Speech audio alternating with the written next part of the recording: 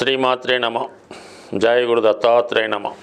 ఈ వీడియోలో మనం తులారాశి వారికి ఫిబ్రవరి 1వ తారీఖు నుంచి 28 మధ్యలో జరగబోయే మాస ఫలితాలు తెలుసుకుందాం. మరి తులారాశి వారికి ఈ నెల ప్రారంభంలో చాలా వరకు మీరు ఎంతో కాలంగా ఎదురు చూస్తూ మరి ఒక సొంత గృహాన్ని కొనుక్కునే ప్రయత్నం ఈ నెలలో నెరవేరే అవకాశం ఉన్నది. ఇక్కడ 12వ స్థానంలో ఉన్నటువంటి కేతు గ్రహం, అంటే సుమారుగా చెప్పాలంటే కేతు ఒక విధంగా మీకు ధనాధిపతి అవుతూ ఉంటాడు. కుజుని యొక్క లక్షణాలు కారకత్వాన్ని కలిగి ఉండి 12వ స్థానంలో సంచరించడం, అలాగే కుజుడు భాగ్యస్థానంలో సంచరిస్తూ మరి చతుర్థ దృష్టితో 12వ స్థానాన్ని వీక్షించడం వల్ల మీరు స్థిరాస్తులపైన భూములపైన ధనాన్ని ఖర్చు పెట్టవలసి ఉంటుంది. దానివల్ల ఏంటంటే మీరు ఏదైనా ఈ సమయంలో ఒక స్థిరాస్తి గృహం, ఇల్లు, ఇంటి స్థలం కొనుక్కునే అవకాశం ఉంది. దాన్ని సహకరిస్తూ వ్యయాధిపతి అయినటువంటి బుధుడు చతుర్థ స్థానంలో సంచరిస్తున్నాడు. అంటే మీకు ఏమవుతుందంటే మీరు కంపల్సరీగా గృహం మారడం కానీ కొత్త ఇంట్లోకి వెళ్ళడానికి ఇది చాలా వరకు దోహదపడుతూ ఉంది. ఇక ఆర్థిక విషయాలు పరిశీలించినప్పుడు ఏమవుతుందంటే మనకి లాభాధిపతిగా ఉన్నటువంటి రవి, అంటే మీకు ఈ ధనాన్ని ఇచ్చే అటు తండ్రి గారు కానీ లేదంటే ప్రభుత్వం కానీ ప్రభుత్వ రంగ సంస్థల ద్వారా మీరు ధనాన్ని సేకరించి ఏదో ఒక స్థిరాస్తి కొనడానికి ఈ గ్రహస్థితి మీకు చాలా వరకు అనుకూలించే అవకాశం ఉంది. బట్ ఏదైనా ఈ నెలాఖరులోపు మీరు ఏదైనా ఒక సొంత ఆస్తి లేదంటే ఒక వాహనం కొనే అవకాశం ఉంటుంది. ఇక ఈ రాష్ట్రాధిపతిగా ఉన్నటువంటి శుక్రుడు 6వ స్థానంలో రాహుగ్రహంతో కలిసి సంచరించడం వల్ల ఈ రాశిలో ఉన్నటువంటి సెలబ్రిటీస్కి, సినిమా, టీవీ, మీడియా రంగంలో ఉన్న వాళ్ళకి, ముఖ్యంగా స్త్రీ పాత్రలు పోషించే హీరోయిన్స్కి చాలా గొప్ప అవకాశాలు రావడం జరుగుతూ ఉంటుంది. అయితే ఈ సమయంలో మీకు ఎవరైనా ప్రలోభ పెట్టి మోసం చేసే అవకాశం కూడా ఉన్నది. అంటే ఏదైనా మీకు ఒక మంచి పాత్ర ఇస్తామనో మంచి పొజిషన్లో తీసుకెళ్తామనో మిమ్మల్ని మాయ చేసి మిమ్మల్ని ఏదో విధంగా ఇబ్బంది పెట్టడం కానీ బ్లాక్మెయిల్ చేయడం కానీ చేసే అవకాశం ఉంది. లేదంటే ఏదైనా ఒక హనీ ట్రాప్ లాంటిది మీ మీద ప్రయోగించి మిమ్మల్ని మీ యొక్క పేరు పోయే విధంగానూ ధన నష్టపోయే విధంగా అవకాశం ఉంది. కాబట్టి చాలా వరకు అటు స్త్రీలైనా సరే అటు మగవారైనా సరే ఎట్టి పరిస్థితుల్లో కూడా కొత్త వారితో పరిచయాలు పెంచుకోవద్దు. పరిచయం లేని వారు చేస్తున్నటువంటి వీడియో కాల్స్లో మాట్లాడడం కానీ ఫేస్బుక్లో పరిచయం పెంచుకోవడం కానీ 90% చేయవద్దు. చాలా వరకు ఈ విషయంలో జాగ్రత్తగా ఉంటే మంచిది. ఇక ముఖ్యంగా మనకి 5వ స్థానంలో సంచరిస్తున్నటువంటి శని భగవానుడు మరి ఈ నెలలో ఇంచుమించుగా మనకి ఫిబ్రవరి 12వ తారీఖున లాభాధిపతి రవితో కలిసి శని భగవానుడు 5వ స్థానంలో సంచరించడం వల్ల మరి ఈ రాశిలో ఉన్నవారికి ఏదైనా ప్రభుత్వ ఉద్యోగంలో ప్రయత్నం చేస్తున్న వారికి కానీ ఒక ప్రభుత్వ పదవిని ఆశిస్తున్న వారికి 100% అటువంటి అవకాశం వచ్చే అవకాశం ఉంది. లేదా ప్రస్తుతం చేస్తున్నటువంటి వృత్తి కంపల్సరీగా మారి మీ యొక్క పెద్దవారు చేస్తున్నటువంటి వ్యాపారంలో ప్రవేశించడం కానీ లేదా మీ పెద్దవారి యొక్క వ్యాపార వ్యవహారాలని మీరు టేకప్ చేయడం కానీ జరిగే అవకాశం ఉన్నది.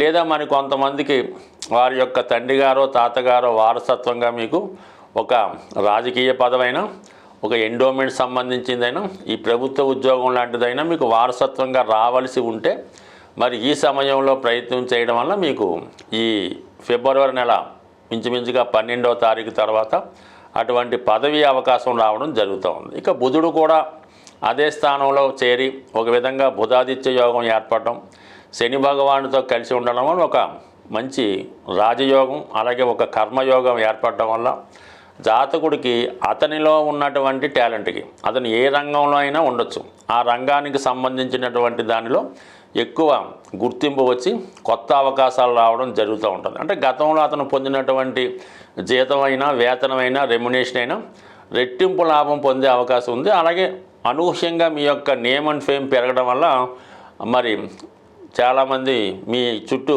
వారికి అవకాశాలు ఇవ్వమని పెరగడం జరుగుతూ ఉంటుంది.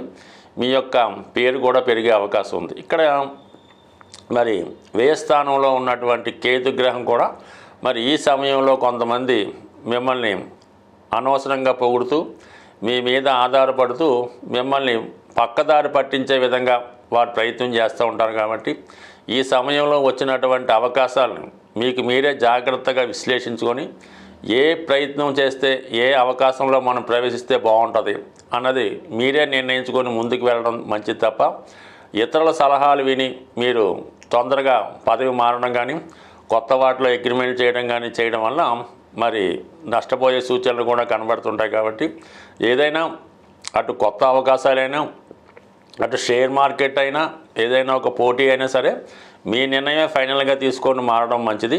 సో ఏదేమైనా ఈ రాశి వారికి కంపల్సరీగా ఈ నెలలో ఏదో ఒక వృత్తిపరమైన గొప్ప మార్పు కానీ అలాగే ఏదైనా ఒక స్థిరాస్తి కొనే ప్రయత్నంలో రావడం కానీ అలాగే విదేశ ప్రయత్నాలు ఫలించే సూచనలు కూడా చాలా బలంగా ఉన్నాయి. బట్ ఏదైనా ఈ రాశి వారి యొక్క జాతకం ఈ నెల నుంచి ఎక్కువగా మారడం జరుగుతుంది. సాధారణంగా మన రాశి ఫలితాలు ఫాలో అవుతున్న వారికి గ్రహాలు ఎంత అనుకూలంగా ఉన్నా ప్రతికూలంగా ఉన్నా మీరు నివసిస్తున్నటువంటి గృహం తాలూకా వాస్తు ప్రభావం కూడా చాలా వరకు ఈ మీ యొక్క నష్టాలు లాభాల మీద ఆధారపడడం జరుగుతూ ఉంటుంది.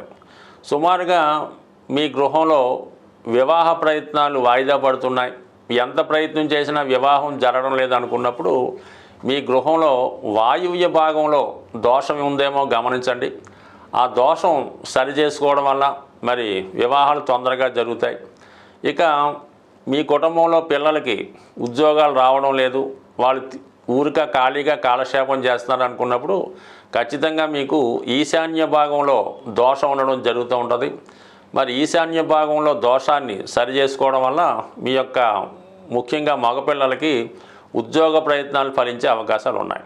అలాగే ఆగ్నేయ దోషం అన్నది చాలా ప్రమాదకరంగా అది మొత్తం కుటుంబాన్నే స్ట్రగుల్ పెడతా ఉంటుంది. అంటే చిన్నవారు పెద్దవారిని డామినేట్ చేయడం, ముఖ్యంగా ఆ కుటుంబ యజమాని అంటే భర్త ఏదో ఒక వ్యసనానికో బలహీనతకో లోనవడం వల్ల ధనాన్ని పాడు చేయడం జరుగుతూ ఉంటుంది. ముఖ్యంగా ఈ ఆగ్నేయ దోషం వల్ల ఆ కుటుంబంలో స్త్రీలకి అనారోగ్య సమస్యలు రావడం వల్ల భార్యాభర్తల మధ్య ఫిజికల్ అట్రాక్షన్ తగ్గుతూ ఉంటుంది.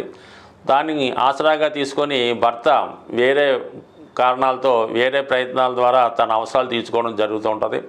అలాగే వివాహం అయిన తర్వాత కూడా ఆడపిల్లలు తరచూ పుట్టింటిలోనే స్టే చేసి పుట్టింటి మీద పెత్తనం చేయడం జరుగుతూ ఉంటుంది. అందువలన ఇటువంటి దోషాలు ఉన్నవాళ్ళు ఆగ్నేయ దోషాన్ని కూడా సరి చేసుకోవడం మంచిది. సాధారణంగా గ్రహ దశలు జరుగుతున్నప్పుడు కొన్ని గ్రహ దశలు అంటే ముఖ్యంగా రవి దశ జరుగుతున్నప్పుడు ఆ యజమానికి ఇబ్బందులు వస్తున్నాయంటే ఖచ్చితంగా మీ ఇంట్లో తూర్పు భాగాన్ని కూడా సరి చేసుకుంటే ఆ యజమాని పలుకుబడి పెరుగుతుంది, ఇంటి మీద పెత్తనం సాధిస్తారు, ఆరోగ్యపరంగా అనుకూలంగా ఉండే అవకాశం ఉంది.